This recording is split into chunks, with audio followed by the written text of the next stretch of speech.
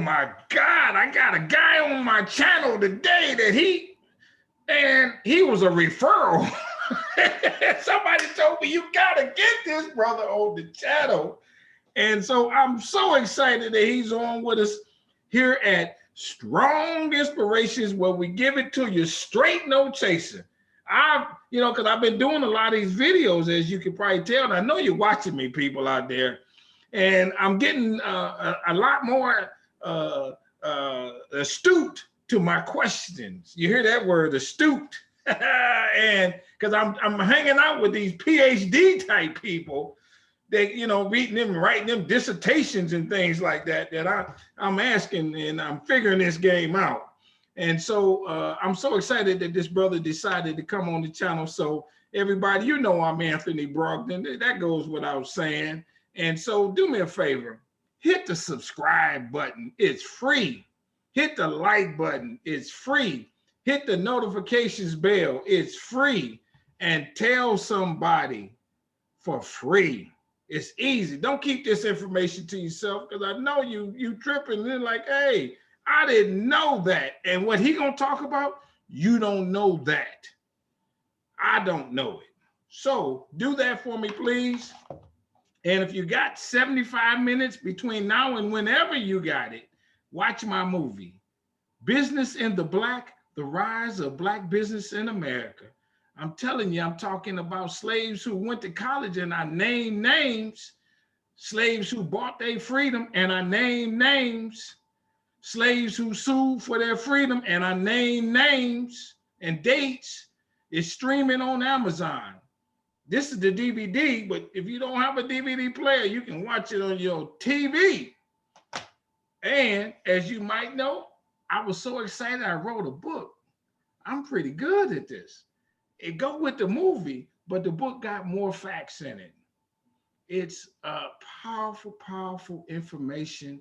And I give it to you, my motto, straight, no chaser. That's how my book is. I don't even add commentary. I just give you the fact. And then I give you where I found the fact, so that you can learn more, because you're going to be like, man, I don't believe that. And it comes with a money back guarantee that if you read my book and you knew everything in here, I give you money back. You win. Okay, it's like that. It's called Black Business Book. It's also available on Amazon. But if you want to, go directly to me, then go to my website, businessintheblack.net. Businessintheblack.net. I got a couple websites. The other one is inspirationsbystrong.com. You can go either one of them, and you can get your book. And I tell you, I'm so excited that you decided to order the book. I autographed it. Can't beat that. Wow. So now we on with Strong. My man, he's smiling. He's saying, I'm ready to go. Come on, man. Let's roll. So, brother, introduce yourself. Tell us a little bit about yourself. Let's get it on. Well, good afternoon, Anthony. And I'm just really honored, just glad and happy to be here. So this is pretty cool. I appreciate that.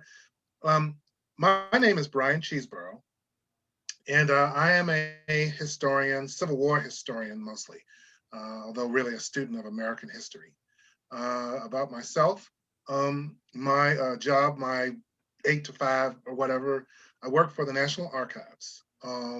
National Archives and Record Administration in Washington, D.C.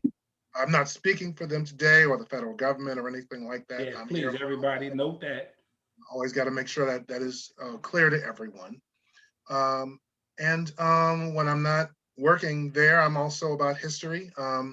I Civil War reenact. I'm a paid member of the 54th Massachusetts Infantry Volunteers. And I also am a board member of the Alliance to Preserve the Civil War Defenses of Washington, D.C. I guess I'm not really speaking for them either, just so that's understood. Yeah. I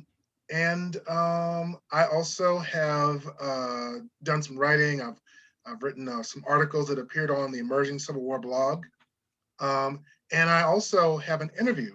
Currently, I'm current in print with the magazine, The Civil War Monitor. That is a publication. You can get it usually in the grocery or at Books A Million or Barnes and Noble or wherever. And there's an interview. I'm interviewed in that magazine for the spring 2021 issues. So Oh, that's huge. yeah, so you Yeah, can. yeah, yeah. Everybody, I told you, he the real deal. Okay, so let's get it on, man. Why you like history so much? That is a good question. I don't really have an answer for that. I just don't. I don't have a starting point when it comes to history. I've just always been fascinated by that. Where did you grow up? Born and raised in Washington, D.C. Okay.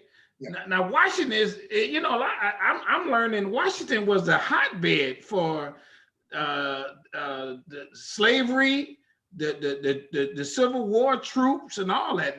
That's really kind of where it happened, right? Washington, D.C. Also, it's technically Washington District of Columbia. Right. District of Columbia is still the legal city.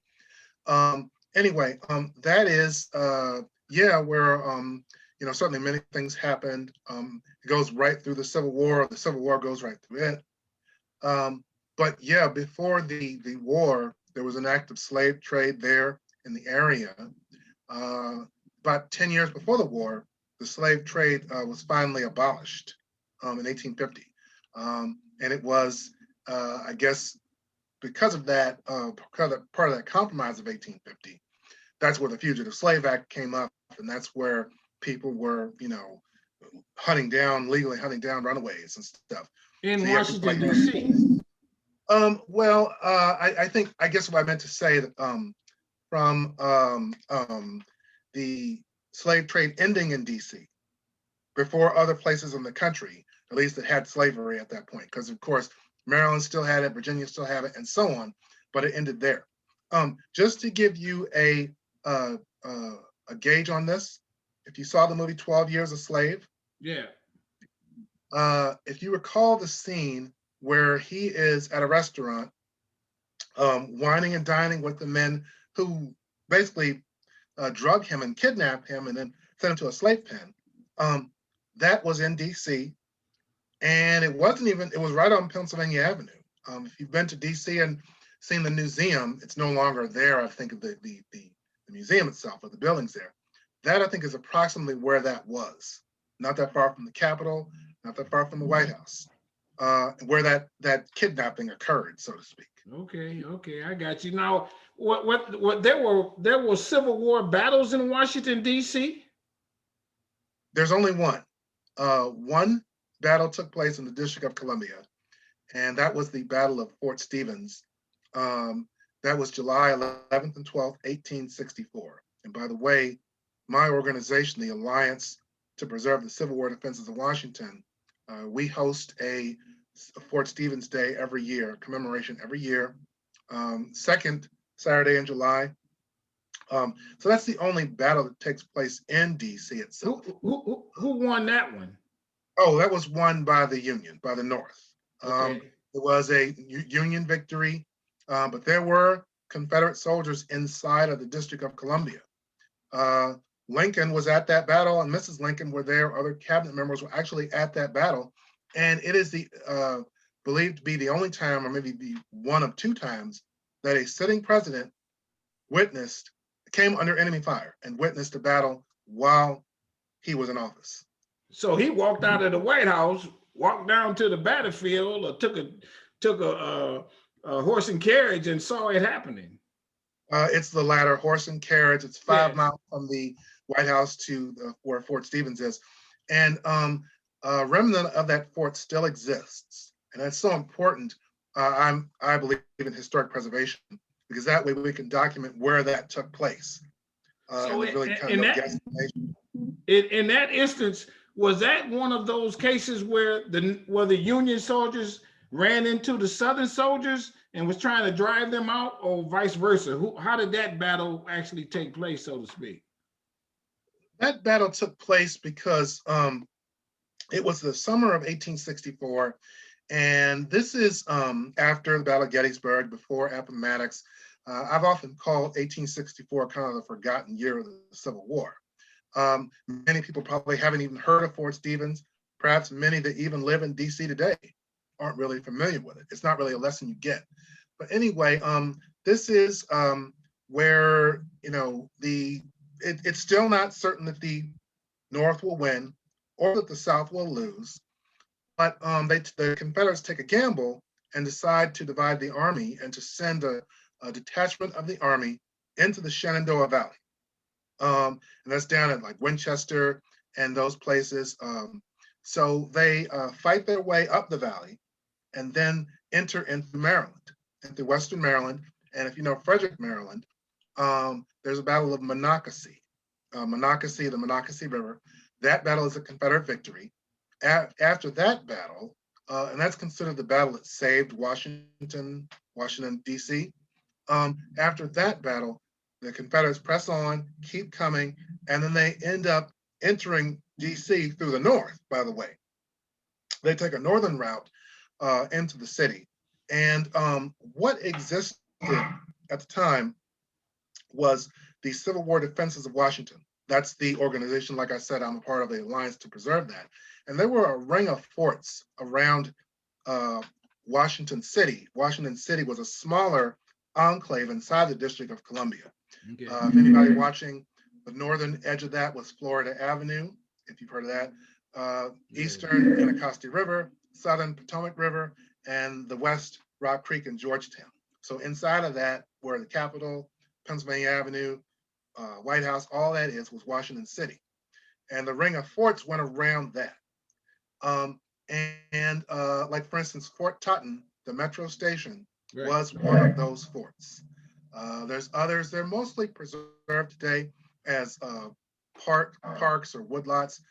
Very little of those forts exist in terms of what's left, really pretty much nothing. But there's little places that exist or a plaque exists somewhere.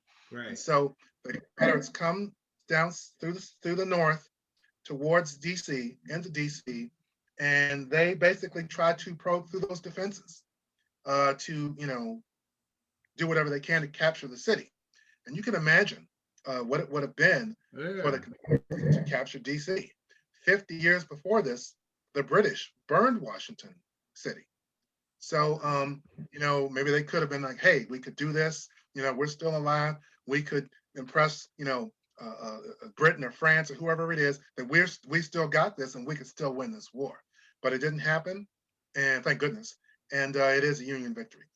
Now, let's say this. Now, if they would have, let's say hypothetically speaking, if they would have captured DC, they could have went in the White House and said, we own the country now. I mean, they, kind of like an insurrection type thing, right? Oh, that's a good way to look at it. I don't think it would have meant necessarily that they own the country, but I think what it says is kind of what it said on January 6th. It said, this is a really embarrassing and really horrible thing to happen all of a sudden, that you have these insurrectionists there. So yeah, I mean, they could have made their way into the White House or something, or the Capitol. I think what would have happened simply was that the Lincoln administration or maybe the Congress or whatever would have evacuated and perhaps set up things someplace else. And perhaps I don't think that they could have held the city, but I think it definitely would be a big impact on Confederate history for those people who, still South will rise again, still waving the rebel flag and things like that. Many of those people don't know about this battle either, because it's a loss. But if it had been a victory, oh yes, absolutely, it would have been a huge. How many soldiers would you, if suspect was in that battle? I think the Confederate number might be about 10,000. I've heard as many as 15,000. For the Yankees, that I'm not sure the exact number. The first Union troops there weren't actually even troops so much as they were anyone they could find, because the North actually kind of came up late. They had to rush troops. Again, much like this situation with the January 6th, they had to rush soldiers from the Richmond area, Petersburg and all that, up the river or whatever and everything. And then they had to make the emergency way up to where the battle was taking place, north of the city. So I think I don't know, maybe 12,000 or whatever troops it was. It was Okay. troops of the 6th Corps, part of the Army of the Potomac, and the 19th Corps. But also there were basically civilians who came out to fight. Um, there was a thing called the Veteran Reserve Corps, and I won't get too much into it, but it was basically something that happened uh, the only time in American history where people who were disabled, men who were disabled, like if they lost a finger or something like that and couldn't enlist again in the Army, they created a special unit called the Veteran Reserve Corps of men who could still do something. I can't serve Yeah, on I the got front you. line. I got you. I couldn't pass an exam, an examination, a physical examination, but I could still, guard a prisoner or something like that, or Yeah, I could still do, do some yeah, paperwork or whatever. So other guys can, well, need to go out and fight now because this is guys replacing you. yeah. So that group came out, the veteran reserves, some of those soldiers came out. So things like that. And we also believe and understand that there were Black civilians among this too, who came out, and some Black soldiers who were involved, not necessarily there at Fort Stevens, but the whole fortification, this ring around the city, there were deploying troops everywhere. I think Okay, I even got you. all kinds of stuff. Let me ask you this question. In that combat, was it more like I'm shooting at you and you're 100 yards away, or did you think they had some actual hand-to-hand battles? I think it's the former more so, especially some of the combat I think did get close, but the Confederate soldiers had sharpshooters, and it is very much, I guess you could say, like today's snipers, special forces, and things like that. But they didn't call it that at all. These were men who had, rifles or whatever that had a good range on them or some things like that, and they were basically like skirmishers.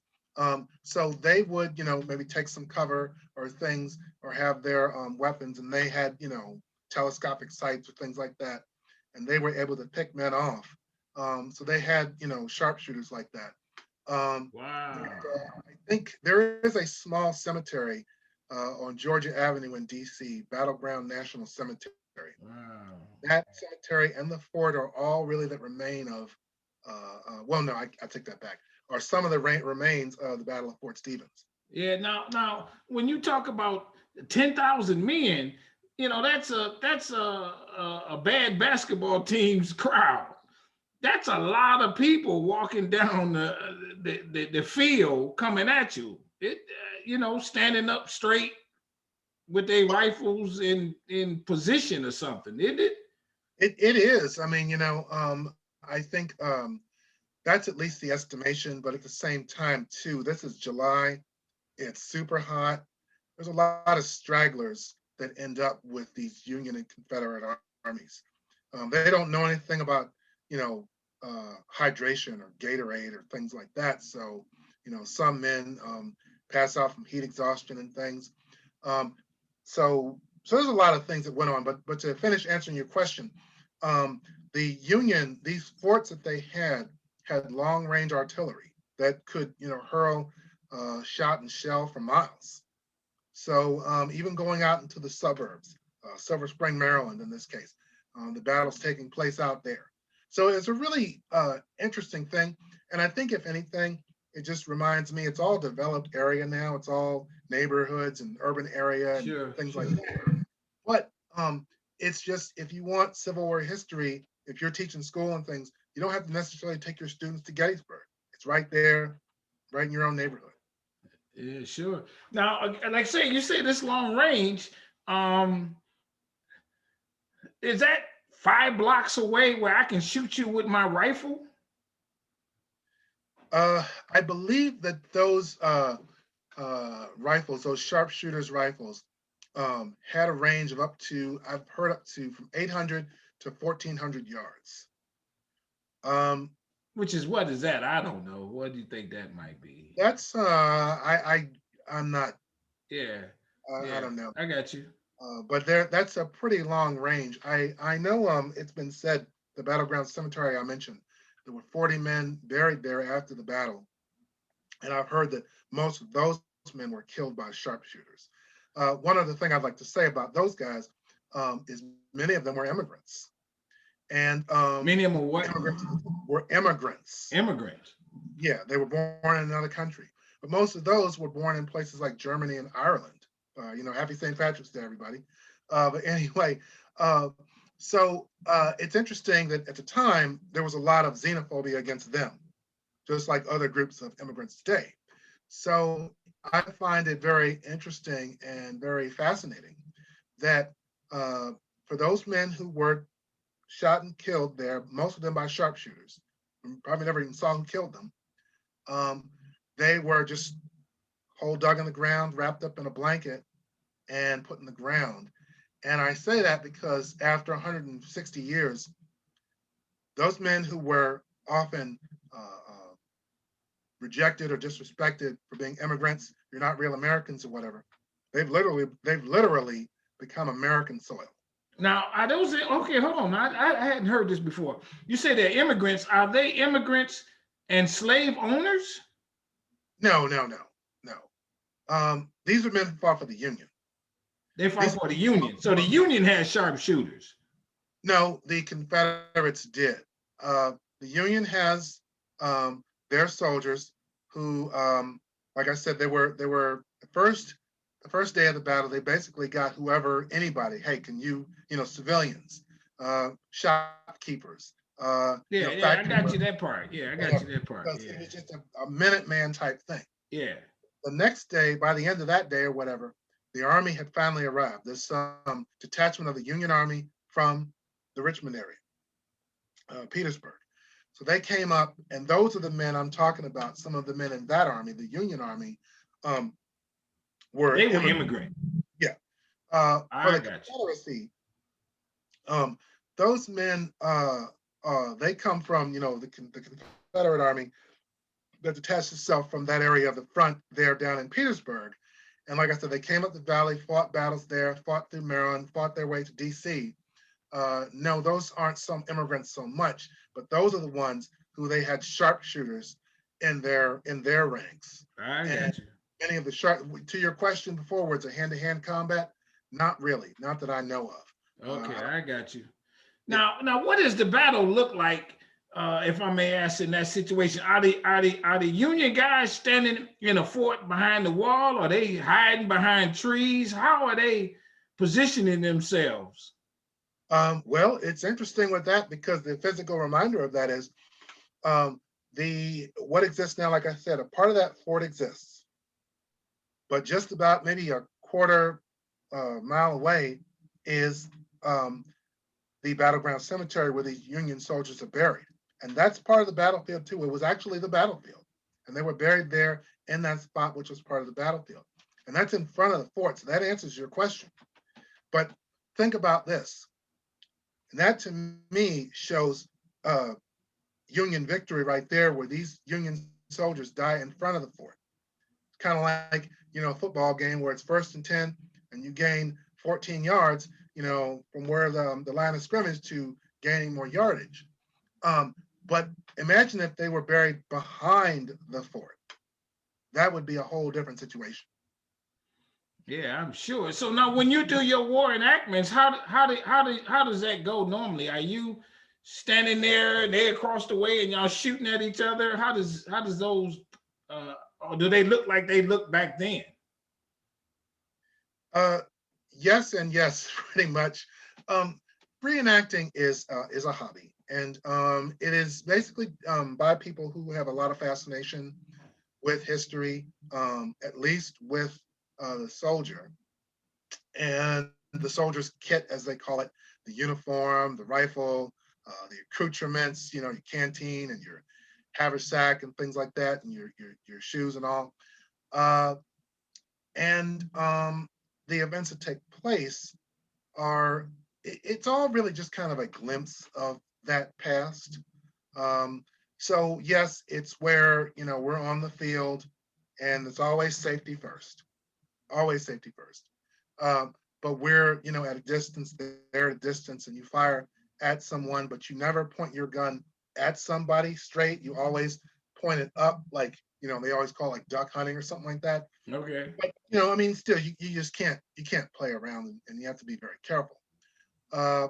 But it's really just living history. Yeah.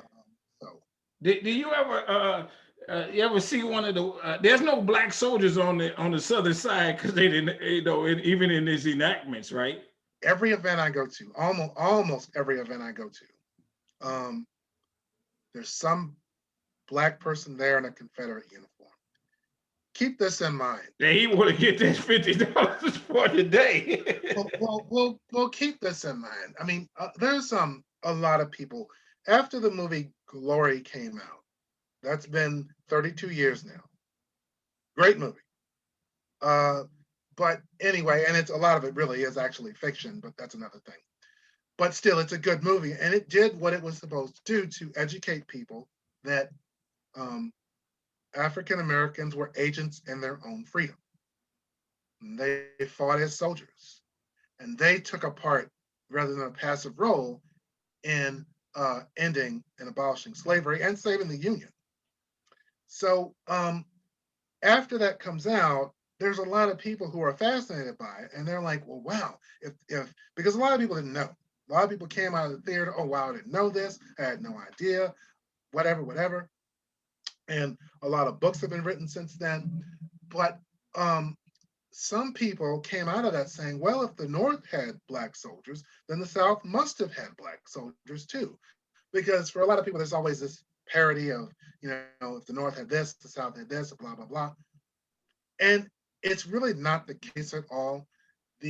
Both sides, when the war started, prohibited black men from joining their army. The North, dating back to the Militia Act of 1792, prohibited black men from joining the army. So really in the War of 1812, Mexican War, and so on. Now, there's some who still manage to fight in different militias, or, back then it's like, I'm gonna raise a company and, you might accept somebody that way. But for the most part, the US Army prohibited black men from joining. In the South, because their war was about preserving white supremacy and slavery, without question, that's what they said, that's who they were. The idea of having black men shoulder to shoulder with white men fighting was just absolutely not going to happen. But it is very true that black men, enslaved men, or enslaved women, or whatever it is, often accompanied white Confederate soldiers, to the battlefield, to the army, I'll say. So they might have been. It's the same slavery. They might have been there to wash the clothes or cook the meals or whatever it is. I got you. They were not meant to fight. They didn't want to give guns to black men. Right. So anyway, just to wrap it up, it is true though, that through much of the war, the Confederates did debate, or somebody was saying, maybe we need to arm black men. People were talking about it, maybe they didn't want to say it too loud. Somebody said it in January 1864, and he got in a lot of trouble for it. And he was, that wasn't good. But the following year, by the very end of March of 1865, and the anniversary was just the other day, the Confederacy finally authorizes enlistment of black men when they tried everything else. And you can see, obviously, that didn't work. It was too little, too late. I got you. So there you go. Okay, let me ask you this: as we come to a close, when the brothers started joining the Union Army, they, how the brothers do. We got the hat tilted to the side. We can run a little faster. Did they bring another set of technique to battling that was documented of some sort? Not that I am aware of at all. I'll say this: a lot of the pretty much all the photographs of black soldiers are late war. I like that many of them, you can see that they look very proud, standing very proud. I know I figured that it was going to come to some point where I need to show an image of the things I'm talking about. So I pulled this up. If I can get it to come up here. This is that image. If you can see this, uh, Yeah, this I see it. photo, yeah, that photo is everywhere. That's Company E of the 4th United States Colored Infantry in at at Fort Lincoln in Washington D.C. in Washington, I District of see it. Columbia. I see it. Uh, and that is like November 1865, actually after the war ends. For this particular photo, it's everywhere. If you go online, type in Black Civil War soldiers, that photo will come up several times. It's been used for everybody, not just that 4th United States Colored Infantry, but I've seen it used for any Black regiment, 54th Massachusetts, or whoever. Yeah. And so they didn't really it's not what you think about, their dress or if they brought some special battle technique. The most important thing about them was that they proved that they would fight. That they will. They proved that they would fight. They proved that they would be good soldiers. And there are many occasions where there were white soldiers who, had many of them had their doubts. Many refused to fight in slavery. They were like, we want to preserve the Union. That really was the North's main goal, was to preserve the Union, to ensure that democracy, the idea of people being able to govern themselves, could work, because this was a new idea at the time. So that was the main goal for them. And then when the Emancipation Proclamation comes along, some men say, I'm not fighting for that, and even desert, some white soldiers. But with when the Black soldiers come along, there's many people who have questions. Can they fight? Would they fight? Do they have the courage, the moral integrity to fight? And they proved that they did. Oh, I But, got you. but I think the me personally, I feel like even if they really didn't even do much on the battlefield, they did a lot. They did a lot of made a lot of contributions. But I think just the United States colored troops as an existence, these are men in Union uniform on the side of the North against the Confederacy. Just that alone is a major victory, because these are not men that will be used by the Confederacy for anything. I like it. Because what if they had said, hey, guess what? Um, we still believe in slavery, but we'll let y'all have your freedom if you help us win ours. They could have said that. They tried to say it at the very end. It was just way too late for anything to get off the I ground. see. I see.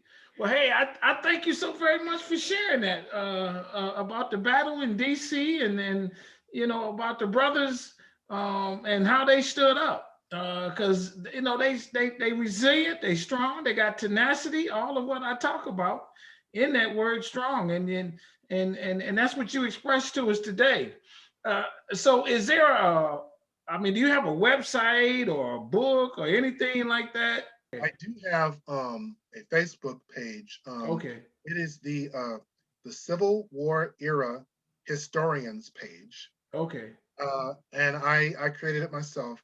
And it's just really about Civil War history. It's there's certainly Black Civil War history, but I I try to have it all. I even I even allow Confederate history, but authentic. Please don't come with the South was right, Yeah. or they weren't fighting for slavery. That's not where I'm at. But Yeah. I'm talking about the soldier and talking about the Confederacy as history. That, yes, and certainly, like I said, these stories of Black soldiers. Today's St. Patrick's Day, the Irish Brigade, white unit or whatever. So that's what it's about for me. I got you. And the other thing I would say, so that is something that if people are interested, that's on Facebook. Um, and the other thing, as I've mentioned, since I've talked about my involvement with the Alliance to Preserve the Civil War Defenses of Washington, um, we have Fort Stevens Day every year in Washington, D.C. at the site of the Battle of Fort Stevens. It's every second Saturday of July. Uh, it's a nice day, 10 to 4. Um, and many people come out. It's a great event. Yeah, yeah. The other thing, we also have bus tours of the Civil War defenses around the city. We have bus tours of that. We also have a tour going from Frederick, Maryland, where the Battle of Monocacy was, just before the Battle of Fort Stevens. Right. And then that tour follows the route of the Confederate soldiers as they approach the city. Right. And you get history with that. So that's pretty much it. I got you. I got right. you. I got a funny one that came to mind. Let's say you and doing your Civil War enactment, and they tell you to hold your gun up towards the sky, and then you see a guy that look like, and you get kind of mad and get out of character, and you shoot him, and then you say, "Oh, my bad." Well, you know, I mean, when you get to thinking about it, you're like, "Yo, I'm sorry, man. I didn't mean to do that, but I had a flashback." Everybody, that's what we do on Strong. We try to keep it light here on Strong Inspirations, because it's kind of heavy on your mind when you think about this stuff. You know, I hear you. You know, it's funny. I looked at reenacting for a long time and used to think, how do these people do this without hurting each other and stuff like that? I did it, and I was always interested. But it is interesting. The thing I like most about the hobby is that it polices itself. You know, weapons are checked before you go out. You know, people watch you to make sure that you're firing correctly, loading your rifle correctly. It's all black powder. Yeah, sure. There's a lot of things that take place to make sure that somebody's not hurt. Hey, well, I thank you so very much for being on Strong Inspirations. I really appreciate what you've done. And everybody, you see how I come. I let them tell the story. They know it. He's living it. He loves it. This is what we do. We bring it at you straight, no chaser, my friends. So go ahead and hit the subscribe button, hit the like button on this video for sure. If you don't like this video, then I'm coming at you again with another one until you do. But this one you should like. He lives this and he works it. Tell somebody about Strong Inspirations. I want you to do this though, my friend, please. I want you to stay strong, stay safe, stay on your grind, because we really appreciate what you're doing and sharing this message and keeping this history alive. And so to that, I say goodbye and you have a blessed day. Bye-bye. Bye, everybody. Thank you.